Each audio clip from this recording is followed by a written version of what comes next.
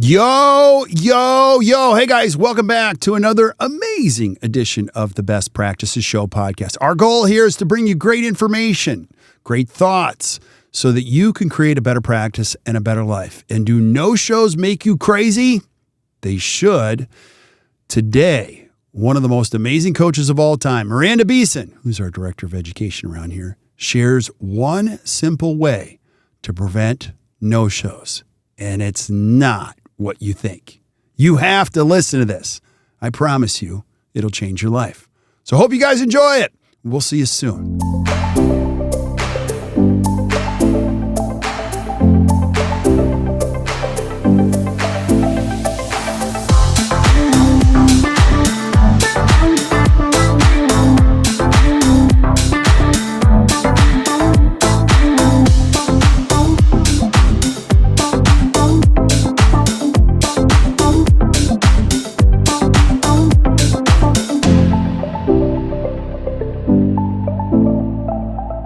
Hey guys, welcome back to the Best Practices Show podcast. I love doing this. We love doing this. And you keep showing up, we're going to keep bringing it. And we're going to bring solutions to problems that you have every day.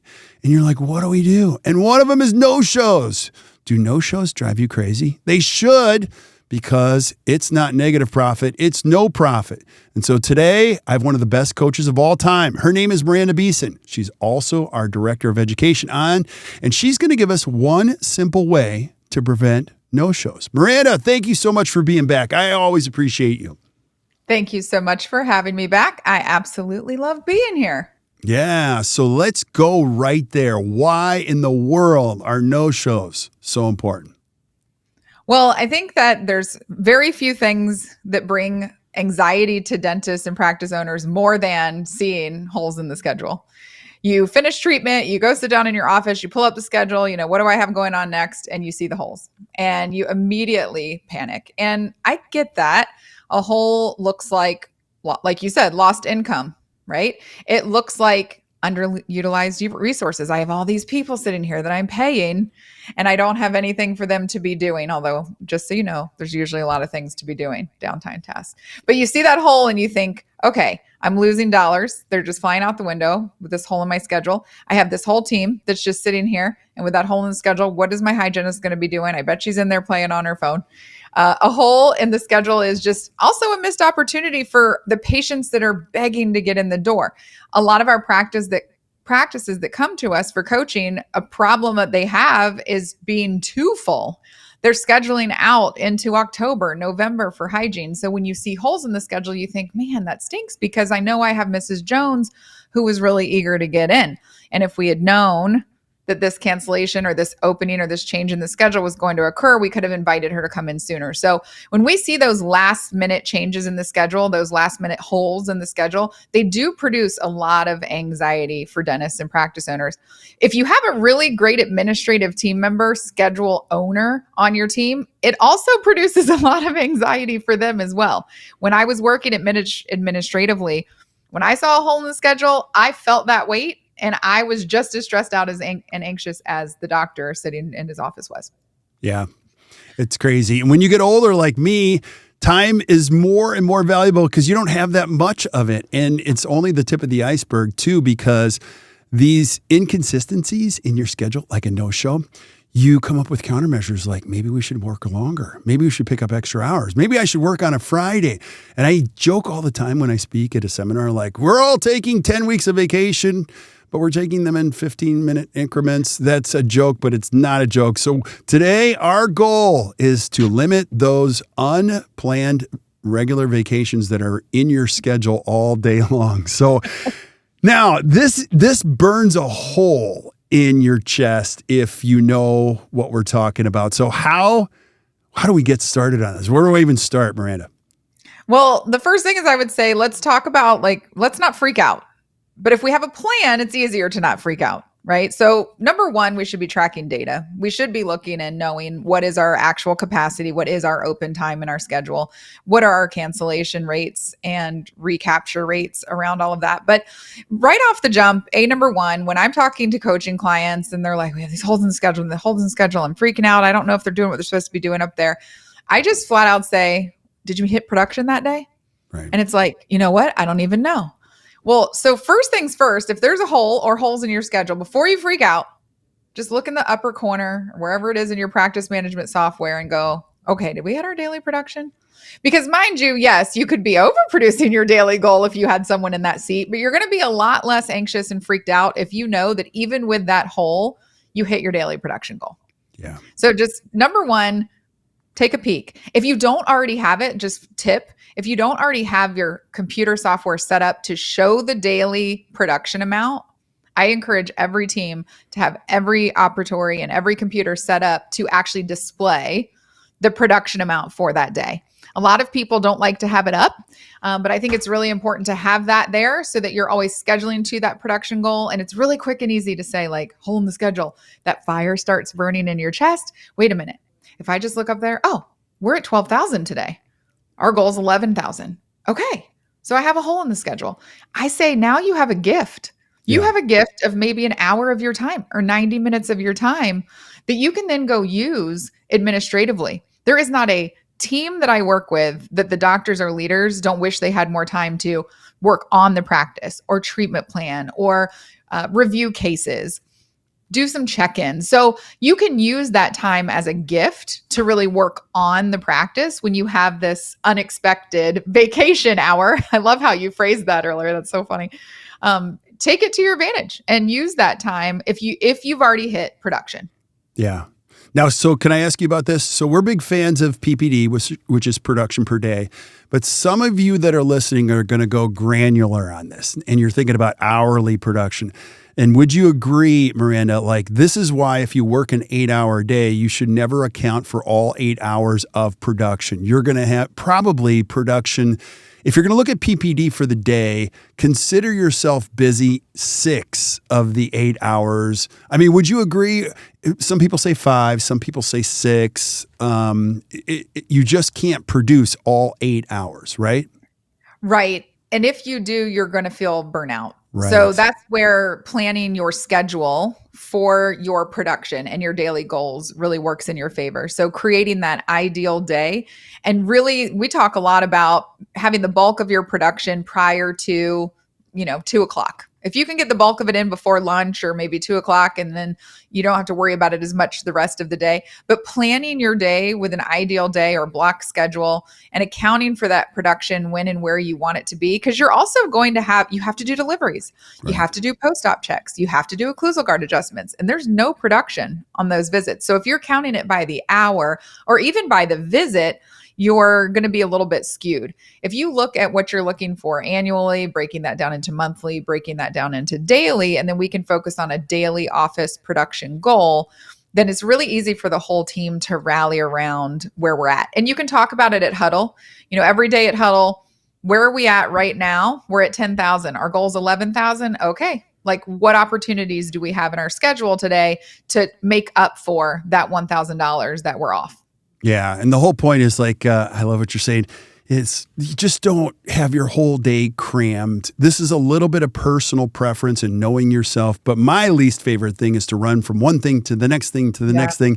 And I'm going to paraphrase what Behrendt said. He's like, I know exactly what I charge for a crown. It doesn't take me the whole time. I'll go downstairs, have some coffee. I'll send an email to Kirk or whatever. I like that because now you've got some time in there. And when you do that, you don't freak out as much when these happen. You can count them. They're still bad. Don't get me wrong, but you're not losing your mind, right? Okay. Right. But what if I have a hole and we aren't at goal? Okay. That's my next question. What do we do then?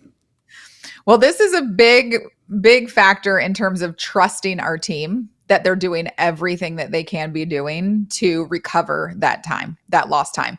And so if we have systems in place and we know that there's someone who owns the schedule or owns that system and accountability within the practice, then we can feel a little bit less anxious about that hole in the schedule because we know we have a system. We know Julie owns that piece, and Julie's probably working really, really hard up there to make it happen. So if we have a cancellation or a quick fill system that the admin team is responsible for, The team can help develop and document that system and make sure that when we see that hole, we have a plan for recovering lost time. Everybody's plan is going to look a little bit differently, but say you have a high production that you got into work this morning, it's Monday morning, and there's the voicemail that says they're not going to be there at noon for their crown appointment. So if we have a system for what do we do when we have these short notice changes, number one, I'm looking to see, is there anyone next week that I can pull forward into the spot? Because that's going to give me more time to fill next week's schedule instead.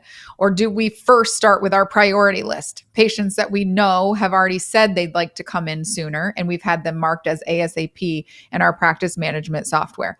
Do we at our practice start with looking at the hygiene schedule and seeing if there's anyone with unscheduled treatment or maybe even scheduled treatment 2 weeks from now that would like to do it on the same day instead? There's not a right or wrong to what the first or second or third step is in a process like that, because all of those are good options, but you have to align as a team on what's our process and how are we going to fill these and recover these open times when they're short notice. And if you have that system and someone owns it on that accountability chart, like Julie's in the seat and that seat owns the schedule and that quick fill system, you can have a little bit less anxiety that it's being taken care of. Totally. And wouldn't you agree? Like, you don't want to replace one bad behavior with another bad behavior. And what I mean by that is if somebody's not showing a couple times, we're going to replace them with somebody who's canceled 11 times.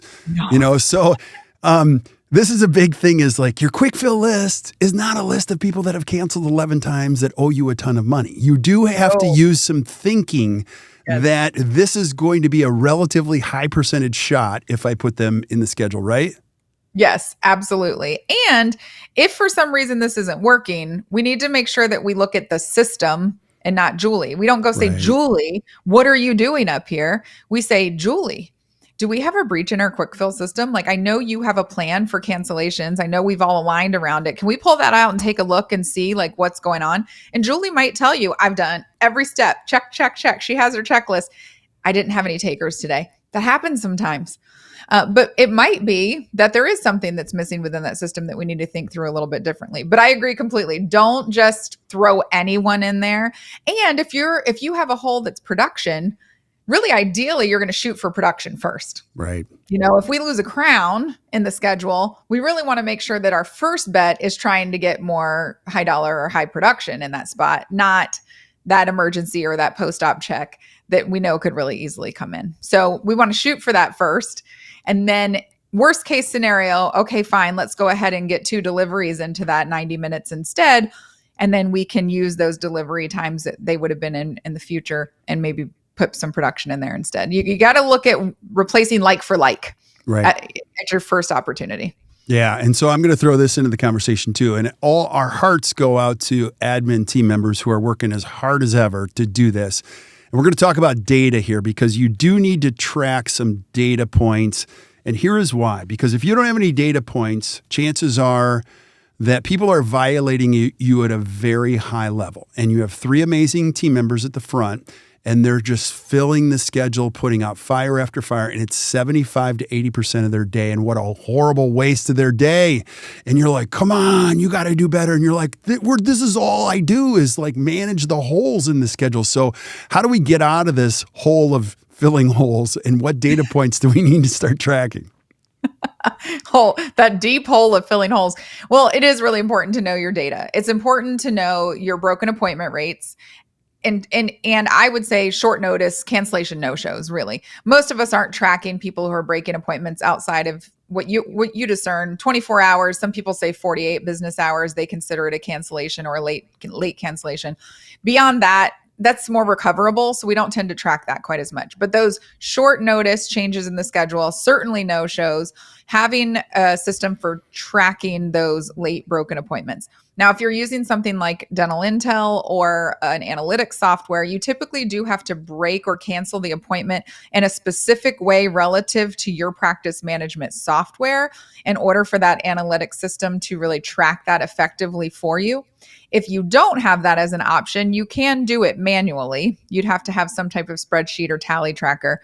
But the most important thing is aligning on what do we consider a true late cancellation. 24-hour window, 48-hour window, what's it going to be? And then making sure that we're tracking that. And I think it's really important to track the recapture rate. So Right. when you have those cancellations, how many of them are we rescheduling in the moment versus are remaining unscheduled? Because, like you said, the amount of work it takes an admin team member to call and fill that schedule is immense. I don't know the data, but say it's 10%. If you have one hole, you're calling how many people to try to fill that one hole in the schedule, or auto blasting and texting and managing the calls and the texts all at the same time. It's challenging. So if we can recapture that person right now, that's less follow up we have to do for calling and texting and emailing those patients later to try to get them back into the schedule. So it's important to look at both pieces of that broken appointment. And I think it's really important for whoever that same person is, if Julie owns your schedule on the accountability seat and making sure that that stays full, Julie should also own that number when reporting on that data at your weekly team meeting.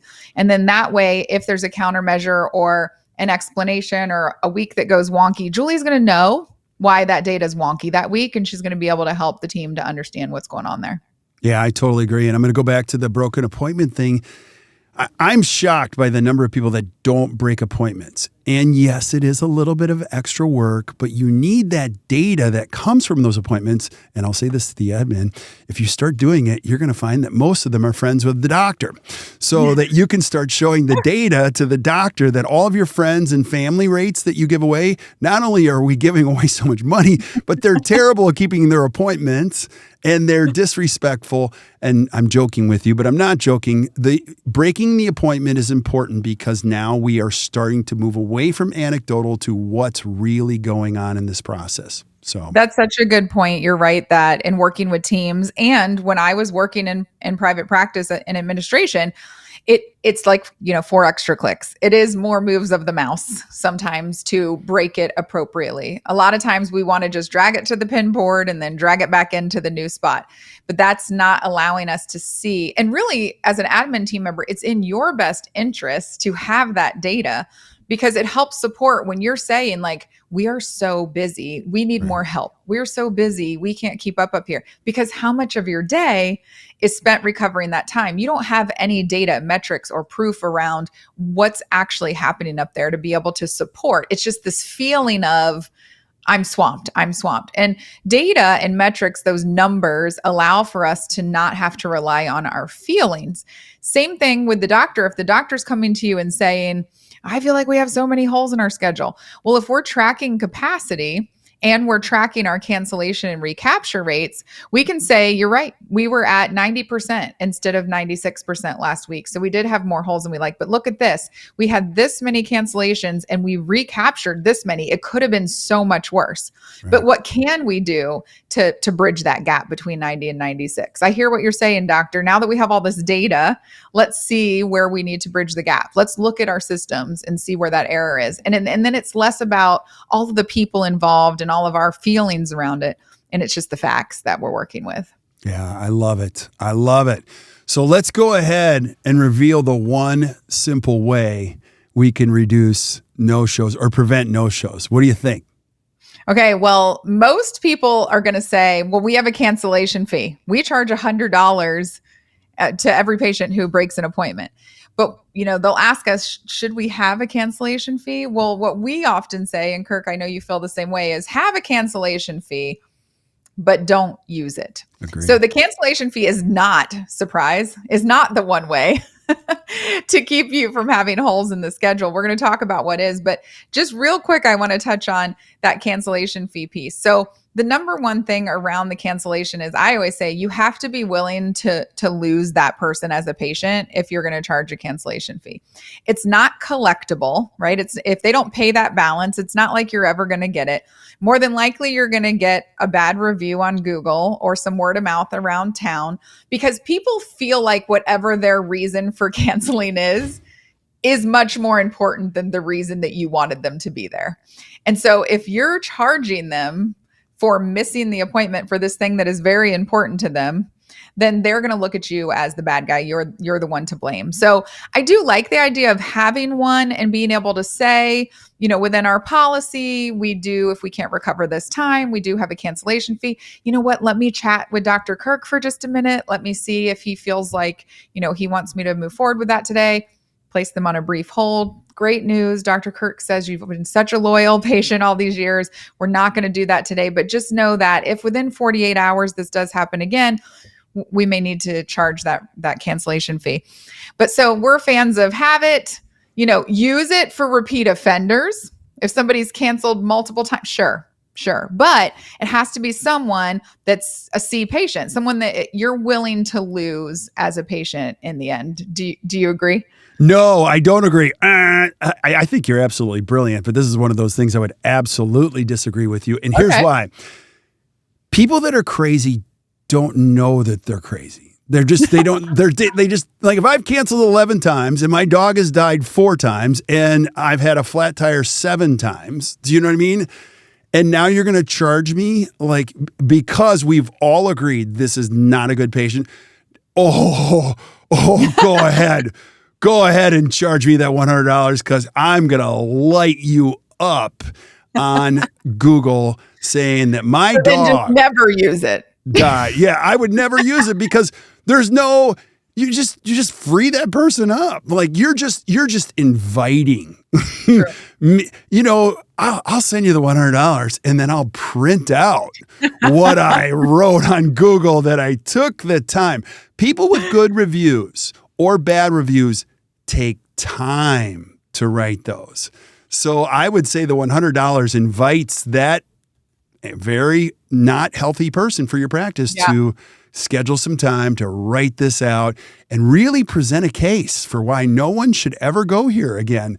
And so, and I have a long list of them. I've screenshotted some of them and you can see like, oh gosh, why did they even charge this person? So I'll let that one go. But like, I love what you said though. People who are crazy don't know that they're crazy. They don't. They're not going to go, oh my gosh, thank you so much. I'm so glad you charged me that because I've been off a little bit. And I just kind of noticed that I've been violating and you guys charging this fee set me straight. I now value dentistry and I want to come back, so like, it's okay. I think the important thing is it's not what to do about them. It's to focus on the things that matter and not lose so much sleep about those that don't. But that's not what this podcast is about. So, well, the good news is that's not the answer. Right. To holes in your schedule. So instead of a cancellation fee, which you should never use, is consider a reservation fee instead. Brilliant. It's brilliant. Tell us why. So the biggest impact on your practice is going to come from those high production cancellations. So, periodontal therapy, your crown visits, your ortho visit, your bridge visit, implant visits. And so rather than a cancellation fee, consider a reservation fee. Reservation fees really help for you to know if a patient has skin in the game. I always say, even if it's $20, that's more skin in the game than nothing at all. So I look at, again, periodontal therapy or scale and root planing visits, crown or greater in terms of production. Some people will do it in general, but for general recare, periodontal maintenance, preventative visits, I don't know that it's really as relevant because the biggest impact is when you have 3.5 hours reserved to do a quadrant of dentistry and they call and cancel or they no-show. That's where we get into trouble. So the reservation fee is primarily going to apply towards treatment. It's going to be for those higher production appointments. And again, it lets you know if a patient has skin in the game. If they're not willing to contribute a reservation fee, it's also quite a tell on if they truly value and plan on attending. We talk a lot about DISC. 69% of the population are S-style people. S-style people want to avoid conflict at all costs. They tend to be very agreeable when they're in the office, when you're presenting treatment. And then they like to call and leave a voicemail when they know you're not going to be there to answer, to say, you know what, I'm not going to make it to that appointment Tuesday after all. And so if we were to ask that person in the moment instead for a reservation fee towards that visit, if they're to say no, or I'm not quite ready, or you know what, I think I want to go home and think about it, that gives us a tell as to how bought in they really are to that recommendation to begin with. Right. And you think about it, this happens in all industries. So for Mother's Day, we took Sarah out. We wanted to go to our favorite steak place. And of course, they have what's called a reservation fee because it's Mother's Day. And the Mother's Day or the reservation fee on a restaurant on particularly busy day, it does make you pause and go, wow, that's a lot. And I'm only going to press this if I know I'm going to be there. So it does filter out that. It also psychologically develops that part of your brain that like, I've already started paying, I'm going to continue paying. It starts to establish the healthy relationship that your business has with money and those people that you serve. And so I love the reservation fee. And so what you're saying is, probably with time allotments, like a 2-hour time allotment. Sometimes maybe 90 minutes or more. A lot of scaling and route planning visits start at 90 minutes or maybe 2 hours. Crown Right. appointments are usually somewhere between 90 minutes or 2 hours. So you could look at a time allotment or a kind of price point allotment and decide and align as a team what your threshold would be for wanting a reservation fee towards treatment. Yeah. This is so and awesome. You can look at it as refundable or non-refundable. A lot of people ask about that too. I think it should always be refundable and go towards their treatment when it's simple dentistry. Right. Now, I used to work in a practice that did a lot of full arch, all on X cases. There's significant lab costs that go into developing the provisionals and that whole piece in the beginning from a digital planning process. And so you can have a non-refundable reservation fee that, $2,000 or something that covers towards what some of you might lose if they were to same day no show or cancel 2 days before their surgery or something like that. So that's a little bit different when you get into these specialty situations. But what I generally tell clients is the reservation fee applies towards their treatment. And it's great to tell a patient that when you're asking for the reservation fee, and this will go right towards your treatment. And then it's refundable. So ultimately, if their car breaks down or they end up getting a job or getting, I live in a transient area, military area. So they're getting deployed. They're not going to be able to finish this dentistry here. No problem. That's still your money. Let's make sure we have enough time that we're not doing this same day cancellation or we're breaking appointments. Now, I will say people are not going to generally ask for it back unless there's a legitimate cause. Like once they've put a reservation fee down, they're not going to just willy-nilly call and cancel and ask you for their money back. I've never had that happen. It's always, if it happens, which is very few and far between, there's some legitimate reason that this person ended up having to cancel and they're giving you plenty of notice because they were bought in from the beginning. It wasn't a frivolous thought to move forward with this care. Yeah, I was going to ask you about that. I totally agree. I think you should always refund it. If you have to refund it, it is not because of the time allotment. It's usually something else that's a little bit bigger. And this is where you have to use your emotional intelligence and ask a few more questions. And hopefully in your new patient process, you would see some of these red flags pop up, or it would come up, before we'd even get to that. Now, one other thing, I know you teach this, but talking to patients with the herd mentality, which once you start down the path, now you can't lie to patients, but once you start down the path of asking for a reservation fee, you can see, wow, a lot of people are going for this. And the herd mentality is letting somebody know that they're not alone, saying most of our patients or many of our patients take care of their fee. Can you walk us through that process? Sure. And I've said this so many times in my career that it just rolls off my tongue now. So I get that for somebody who's considering this for the first time, you're going to be like, yeah, sure, that sounds pretty. But it didn't sound pretty when I first started doing it either. But, Mr. Jones, in order to reserve that 2-hour visit with Dr. Awesome today, we request a reservation fee that's going to go towards your treatment. Most of our patients like to take care of that in full now, then they don't have to worry about it day of. Although many of our patients opt to do half now and half on the day of service. Which one sounds better for you? Now, it's that go for no philosophy, right? It's like, great, if we can collect in full beforehand, that's awesome. Now they're ready to go. Now, very few people are going to do that. Some have, in my anecdotal experience, but not most do. Now, the half and half, I would probably venture to say half of the people go for half and half. Sure, I'll take care of half of that now. And then you're just saying the other half's due that day. Yes. And then you have this percentage of people that are going to say like, well, I wasn't prepared for that much at all. I didn't know I was going to have a cavity today. I wasn't prepared. No problem.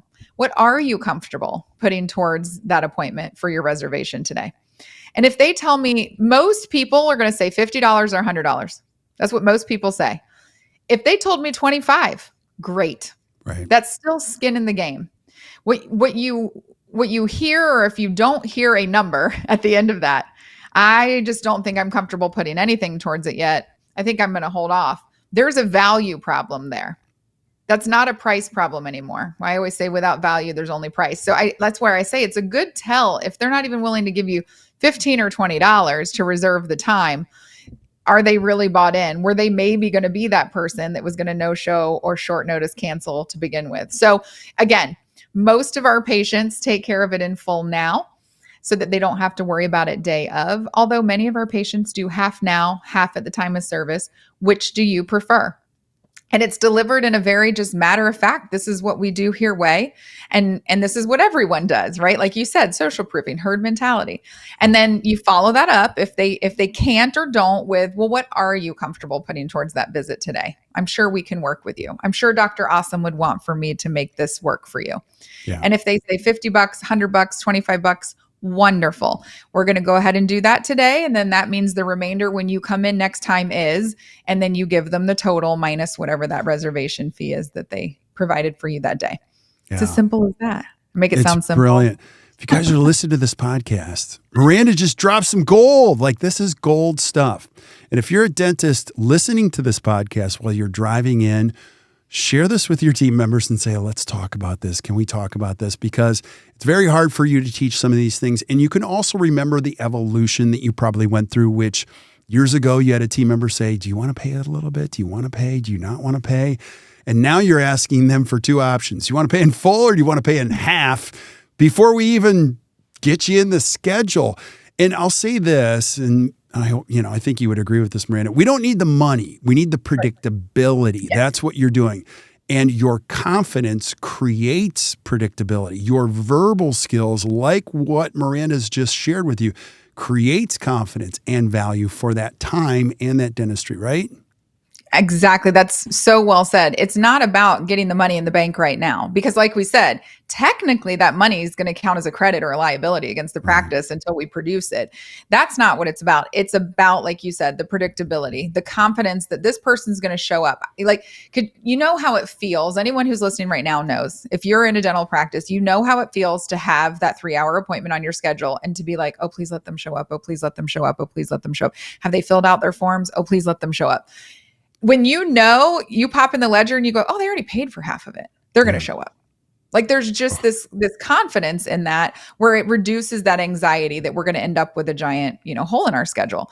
Now, to be fair and play devil's advocate, which I know you do often, there's some team members who are going to say, okay, great. But I've been working as an admin team member in this practice for 10 years. Most of these patients have been here that long or longer. And now I'm going to start all of a sudden asking them to give me money up front when I've never done that before. I get where you're coming from. And so we can still ask this question and we can let them know that what we're going to be doing moving forward, Mr. Smith is going to be requesting a reservation fee. And I don't like the word requiring, but I like the word requesting. It just feels a little bit less intense. A reservation fee for appointments like this. It's going to look like this. And we can give them some slack on one visit, right? If that patient, and we know Mr. Smith, and Mr. Smith does usually come to his visits and he says, I don't know about this. This is some new policy or, what?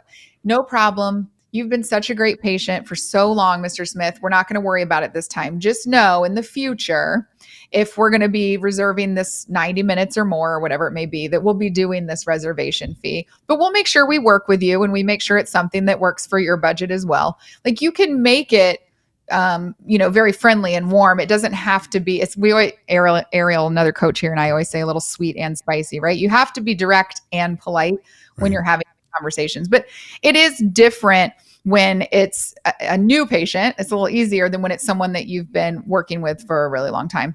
And there also just has to be this discretion that I know Mr. Smith. Mr. Smith's been coming here for 15 years. I've been here for 10 years. He's never missed an appointment and I've never had to send a statement.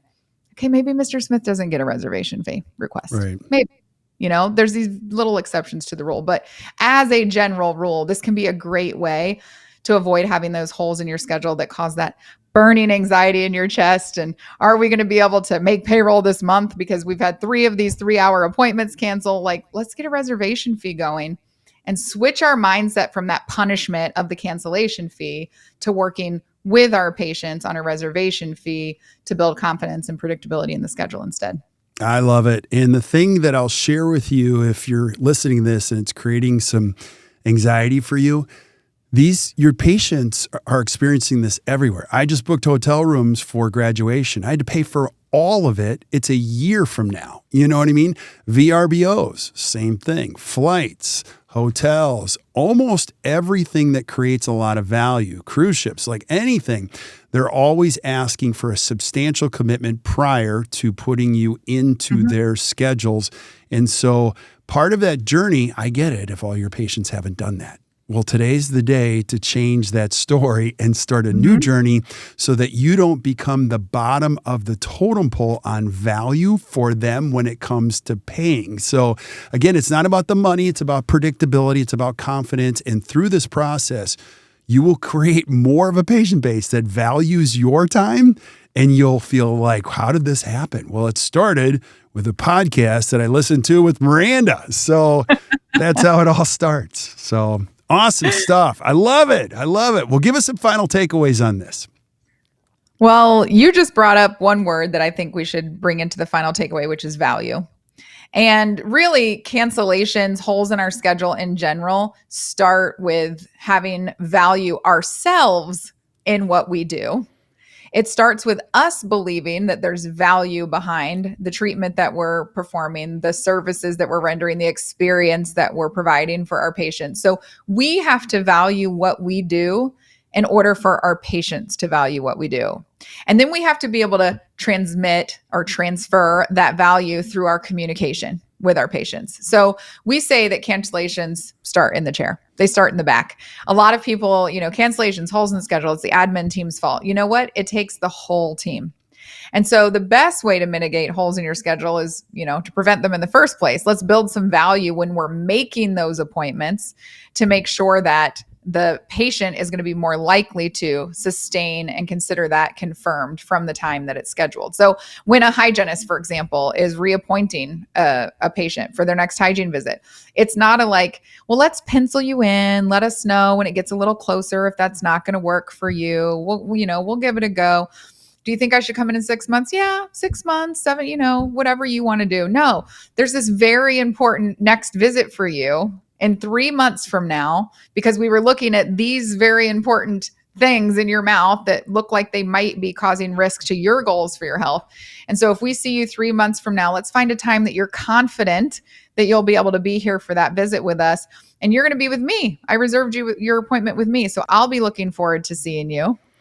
Right. And so we're using language and emphasis that says this is reserved. Like, we've now made this reservation, it's confirmed, and it's really important that you come because of all the reasons that you told me that you wanted to be here, right? And we're going back to their data. So it really just starts with the chair, building value in what we do and being able to convey that value. That's the best way to mitigate cancellations.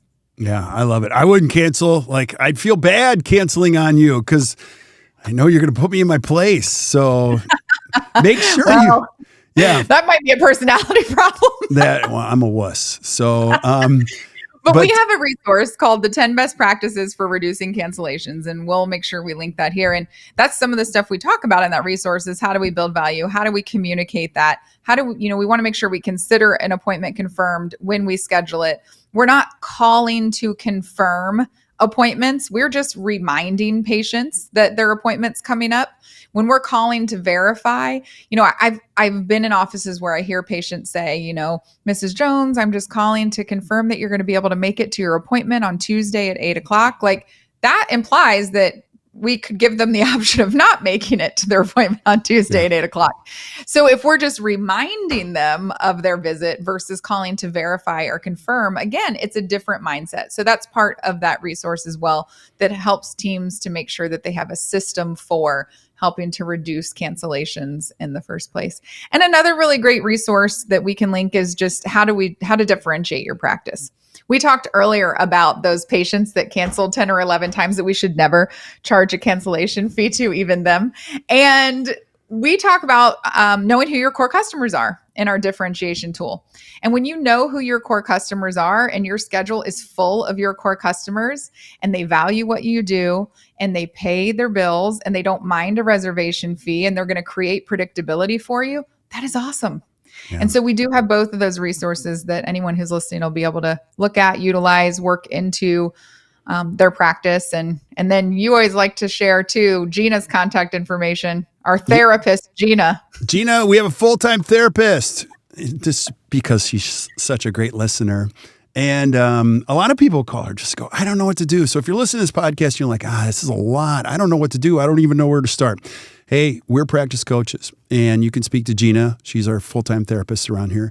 Her email address is gina@actdental.com, and just tell her your story. Tell her your challenges. If we can help you, great. If we can't, I don't know, we'll point you in the right direction, but you can learn more about your practice and you can learn more about ACT and the BPA, and we just encourage you to come hang out. So, Miranda, that was so fun, so much fun. I really appreciate this. Thanks. I loved being here. I thought it was fun too. Thanks for putting me in my place. Never charge a cancellation fee. Hey. Never, ever, as Taylor Swift would say. I am the last person that should ever put you in your place. There's no way. I just listen to too much stuff. I love doing this with you because you're decoding all this crazy stuff I've ever heard or listened to a dental team tell us. And, I hope you guys are enjoying this. So the whole purpose of this podcast is to give you some great information. I mean, this is all we do all day long with great practices all across the country. And our hope by giving you this information in a podcast is it just makes your life and your practice a little bit better. So I hope we're doing our job with that. And if we are, do us a favor, hit the share button, share this with your friends. Podcast keeps growing. I don't know how it's growing. I don't know why. It's just fun, and we're going to keep bringing it because we love this stuff, and we love this great profession called dentistry. So until we see you guys next time, or you hear from us next time, keep watching or keep listening to the Best Practices Show. Hope you guys enjoy your day.